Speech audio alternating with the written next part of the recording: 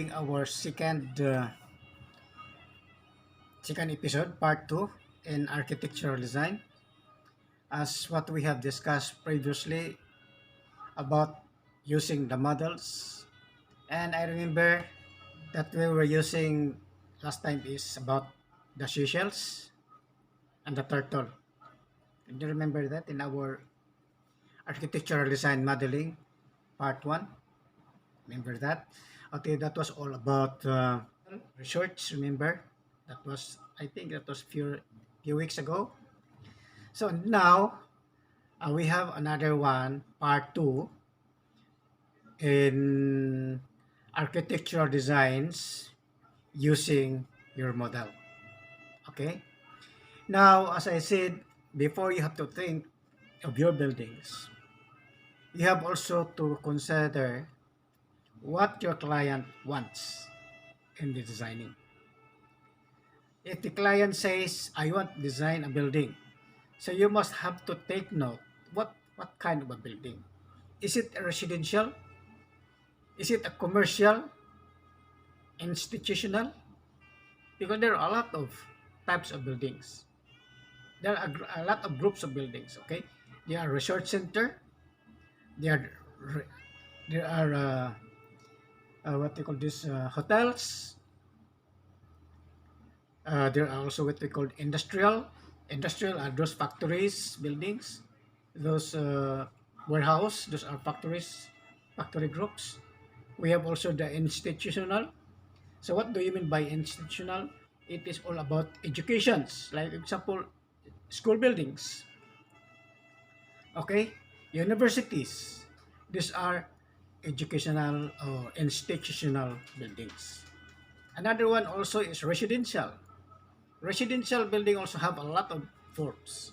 Whether it is a high-rise residential, it's a low types of residential, and there's a lot. There are high-rise or multi stories skyscraper residential. Okay, those are residentials. And another one is commercial buildings, like for example hotels. Anything that is based on business, like hotel, resorts, a restaurant, these are part of commercial. Okay. So another one is also is something like landscaping. When you can see landscaping, it is involved of swimming pools, okay, and the beautiful planters all around. That is involves of landscaping. So you must have to take note. Whenever you have the clients, you must have to investigate, ask the client what types of project he wanted to design. What types it is: residential, commercial, institutional, or hotels, or resorts. So you must have to take note because it might be a conflict, and you cannot derive your design without knowing the functionality of the client's project, for example. So you must have to take note everything. When you have the client, you must have to take note. Prepare your pen and your notebooks. Whatever requirements from the client, you have to take note because the important is the requirements. Like for example, if you're going to design the residential, so what are the requirements? You have to ask the clients. How many bedrooms? Okay. Uh, where is the locations? Okay. You have to ask also the client whether it is about modern designs, classical designs. There's a lot of designs to be involved, and semi-classicals or contemporary designs. There's a lot of designs to be involved. That is why, as an architect, you must have to be patient enough to investigate the clients, what your clients really wants for you to design. Okay, so you have to take note that be sure that everything what the client wants must be fulfilled. Because sometimes the client also very tricky. He will just say, it's up to you to design. No, you cannot just accept just It's up to you to design my house, my residential. I want 3 bedrooms. That's all. So you must have to be clear because you will just say only I want 3 bedrooms because they want to say what kind of types of bedroom. Is it a big bedrooms or just a small bedrooms or that's a lot. So you want a big rooms or smaller rooms? You have to take note. You must have to guide your clients. You have to list down your proposal. For example, if the client is really very new, this doesn't know about the design. So you must guide them. You have to write the requirements. Okay, Mr. So and so or Miss so and so or Mrs. What is your requirements? Or you just write that. Or requirements number one. Okay, what is the kind of project that you are going to send to me for designing? Is it residential? Is it commercial, institutional, or it is a hotel or a restaurant?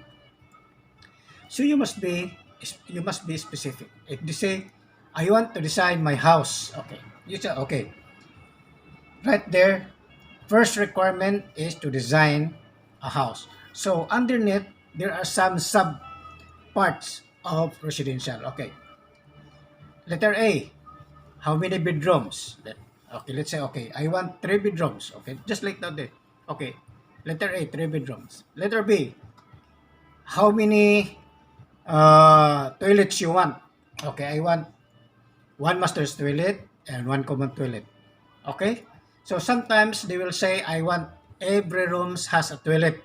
So you must be careful so that in the later on there will be conflict. Your clients will ask you, why did you not put toilets in my bedroom? You did not tell me, sir. Okay, so now I want to be specific. Each bedroom has a toilet or just only provide one common toilet and one master's toilet. You must take note.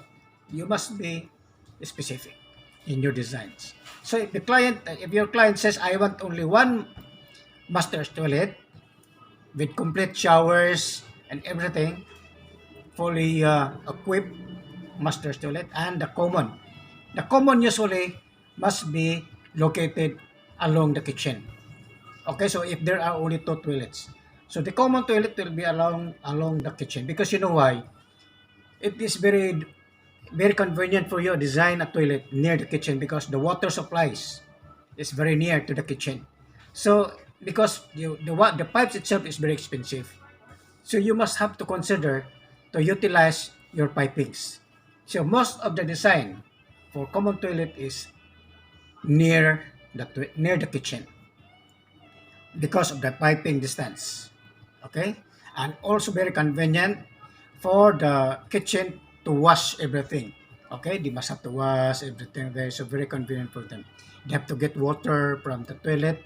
It's inconvenient for them to get a pail of water from the toilet because you cannot just say you have to bring your pail into your wash basin because wash basin is just very narrow, right? You cannot bring your big pills. So usually the gathered water, the owner will always go to the toilet and gather the water, for example.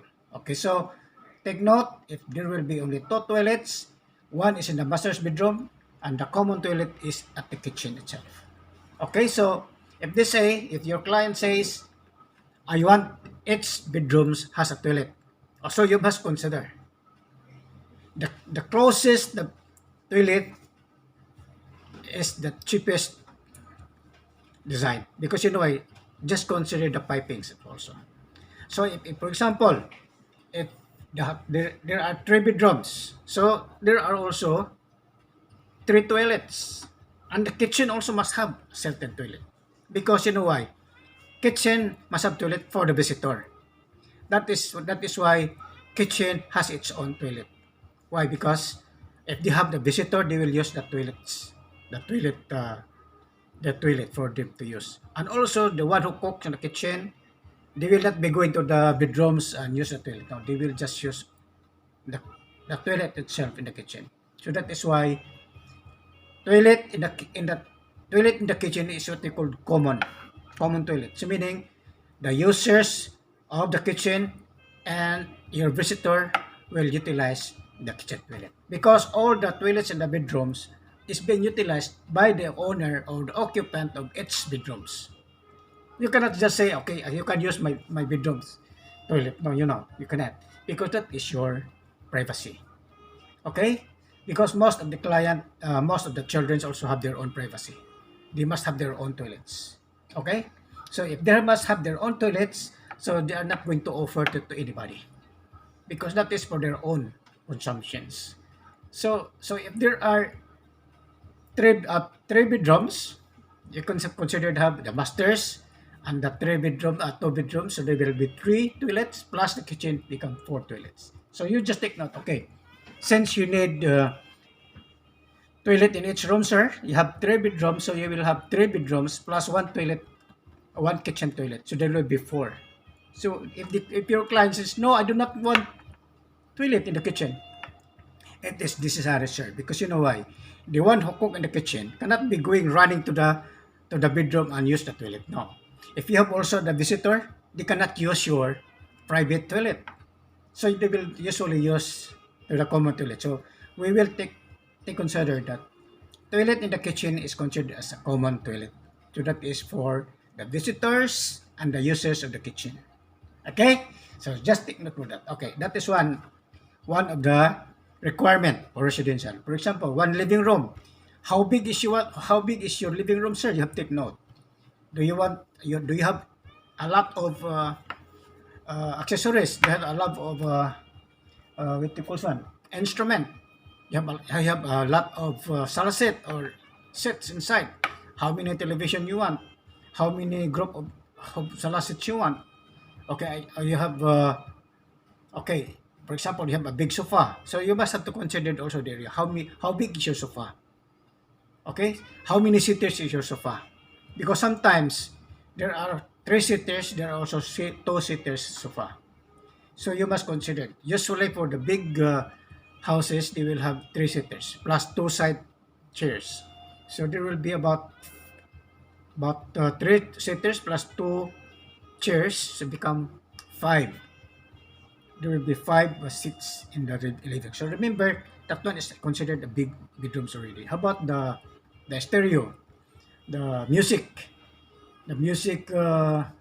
instrument also must be put in the living room. So you must have to consider. So you have to suggest the owner that when you need this area for your living room, sir. So that is one. Okay, another one. Do you need balcony?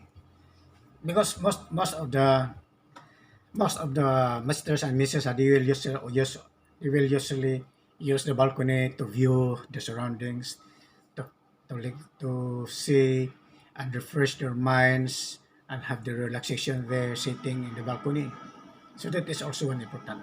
Balcony also is necessary. Okay, if the client says, no, I want only I want that every room must have its own balcony. So you have to consider that one. You have to take note. Each room has a balcony. Plus the master's bedroom also has a balcony. So all of the bedroom has balcony. But don't put balcony too big, because you know why? It's just only for private purpose. Okay? So in the living room, if this is no need the balcony because it is just only a part of the living room, so no need to design. So take note. You must have take note that. Okay, how many cars do you have? Do you want the car parks? Do you want the garage? Okay, they will say, I have two cars. So you have to consider, okay, this one need two cars. So you know already how big is your car park. I mean your garage, because the two cars must be about 3 meters each. So times two, about 6 meters width. I mean the width, 6 meters. So you must have to take note. If the client has much of money, they have to consider they will buy a car. So maybe the wife will buy a car, and the husband also will buy a car, and the children also must buy a car. So if there will be two children plus the husband and wife, they have four cars. So you have to bear in your mind that there will be four cars within that house. So you have to consider it. So that's why every requirement you have to take note. Because sometimes a client also is very tricky. They will find some what do you call this one? Some rejections of your design. Yeah, and then you will keep on repeating and repeating. So you must be jot and down everything, and then after that you have list down there. Okay, then you will have to consider also in your garage, sir. You need what you call this one? Equipments, storeroom for your storeroom. What is that storeroom? For the spare tires, all those repair instrument must be put into the storeroom. So you must consider some of the garage must have their own storeroom for the equipments, for the spare tires, for example. So you must have to consider in a garage must have its storeroom. Okay, for example, the gates, the entrance gate, you have to consider also. Some owners must have two gates, the front gates and the behind gates. Why? That is their style. They want to hide something. They want to hide. They will be using the back gates. Okay? They will use the back gate for entrance. They want to hide. Some clients also like this. They will go into their house using the back gate. Very important. And also another thing, why there is a back gate? In case of emergency, in case of fire. So you cannot be running into your front gate. Because how about if there are a lot of people inside the house, they're rushing in towards the front gate? What if the fire is inside within the front gate? So you cannot escape. So there must be at least two gates. Okay? The front gates and the back gates. Why? In case of fire. Okay? In case of fire. If there is a fire in your front gate, you can easily escape to the back gate. Okay? If the fire is in the back gate area, you can use the front gate. So that is, remember, there will be two gates. One entrance and one exit. So exit and entrance gate. So there will be two gates. Remember, students must have remembered this one. In every residential or whatever buildings is, there must be an exit. Always have an exit. Very important in case of fire. So, okay, there are a lot of danger when we have only one entrance, no exit. Usually, a lot of danger. That is why in the design, you must always consider there must be an exit. There will be an entrance and there will be an exit because of emergency in the future. We cannot tell in the future. If there is a fire, it's either you have to go to the front gate or go to the back gate. It depends on the availability or the convenience of the the occupant. Okay? So take note. In the designing, there must be an entrance gate and there must be an exit gate. Okay? Take note that, students. Okay? Now, let's proceed to the design. Let's proceed to the design. Okay? As what I have said, we have, okay, what I remember, this is just only a reminders, repetitions to my discussions.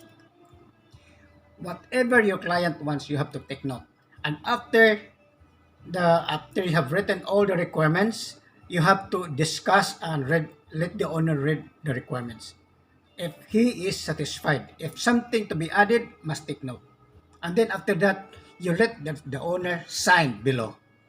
Sign, meaning what you have written must be included into your design.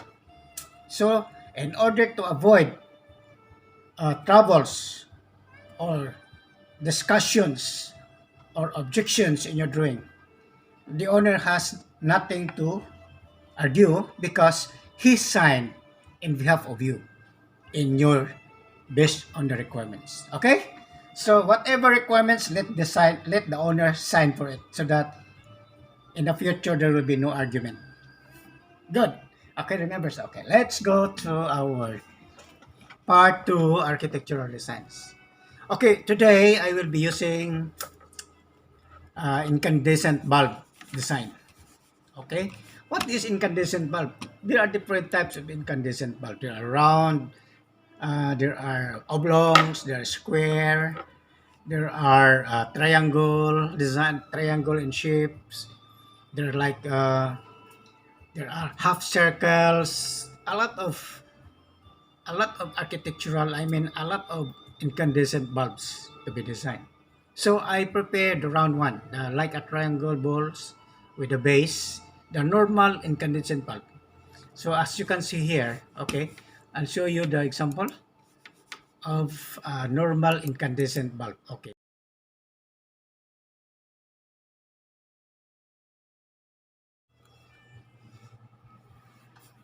So as I said, the structure is outstanding and very nice to look at in a distance. Even even here at the base, you can see the reflections. Look at that, very nice. Whatever buildings, whatever uh, forms that surrounds this building, it gathers inside because it is being reflected. And the reflection itself that helps the beauty of itself, the beauty of the structure. So aside from your model, as a bulb, it also look like a seashell. And another thing is the reflections of the surroundings is being. The valve is covered with glass. So how to protect is through use of the structural. You know, the diamond shapes, those are structural to prevent from breakage in case of calamities. So look at the design here in France. It's very nice in France. So where did you get this? They will be asking, where did you get this design? Okay, very simple. As I said, you get it from the incandescent bulb. This is the base here. So look at the design, very nice. So and also it depends also the surroundings. If the surrounding also is very plain here, and for example, the buildings are very far each other, and this is along the seashore here, it is really very nice to see. Because the building itself is look like a seashell also. There are, look at the seashells, right? The seashells is look like circular also. So it is double functions. It also harmonize with the environment. So it is not just only a bulb, it is also like seashells. So because of the environment, the locations of the building itself. So remember, very much important also, form follows functions. Okay, so if for example, what is the type of the building? For example, the building was uh, a resort or a hotel, and the seashores along the seashores along near the sea. So this is really very interesting. Okay, so from your model, the incandescent bulb, you have come up with this kind of design. Is it not interesting? Very nice. Okay, please don't forget to come up with your design. Please provide your beautiful models. Okay, have a nice day and please don't forget to subscribe my video. See you next episode.